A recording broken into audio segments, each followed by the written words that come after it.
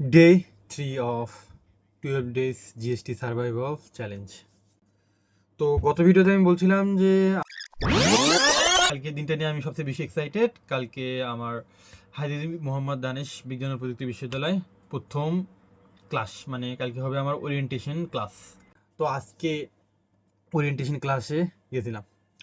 সকালবেলা রেডি হই, একটু আমাকে তাড়াতাড়ি যেতে হচ্ছে যেহেতু আমি ঠাকুরগাঁ থেকে দিনাজপুরে যাইতে একটু প্রায় 1 থেকে 1.5 ঘন্টার মতো সময় লাগে। তো আমি বাসে উঠে দ্রুত আর কি সেখানে পৌঁছাই। সেখান থেকে পৌঁছানোর পরে কাজী নজরুল ইসলাম বিল্ডিংয়ের 403 নাম্বার ভবনে চলে যাই। সেখানে আর কি নতুন মুখদের দেখি, সবাই আর কি ব্যাচমেট। আজকে প্রায় মোট 46 জন আজকে উপস্থিত ছিল ম্যাথমেটিক্স ডিপার্টমেন্টে। মেজরিটি শিক্ষকরাই আজকে আমাদের ডিপার্টমেন্টে উপস্থিত ছিল।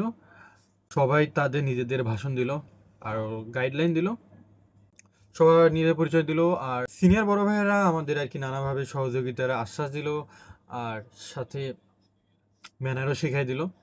যেহেতু আমাদের এখন এখন সকল পাবলিক ইউনিভার্সিটিতে নাকি এখন যেহেতু র্যাগিং নাই, ওই জন্য আমাদের এখন র্যাগিং মুক্ত হয়ে গেছে। বড় ভাইয়েরা অনেক নাকি আমাদের সাহায্য করবে বললো।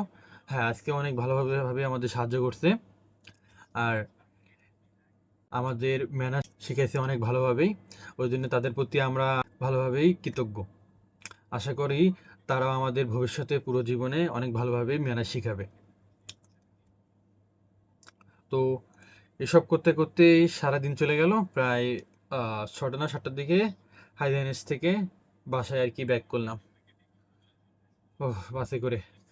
তো যাই হোক, আজকে জার্নিটা একটু অন্যরকম ছিল, সারাদিনটা একটু অন্যভাবে কাটলো। চাইলে অনেক কিছু বলতে চাচ্ছি কিন্তু বলতে পারতেছি না, অনেক ক্লান্ত লাগতেছে। তো জিএসটি পরীক্ষা আমার কদিন পরেই, কিন্তু পড়াশোনা আজকে আমি একদমই করতে পারি নাই, যেহেতু সারাদিন আমার ভার্সিটি ওখানে থাকা লাগছে। আরও কিছু কাজ আমার আর কি পিছিয়ে গেছে।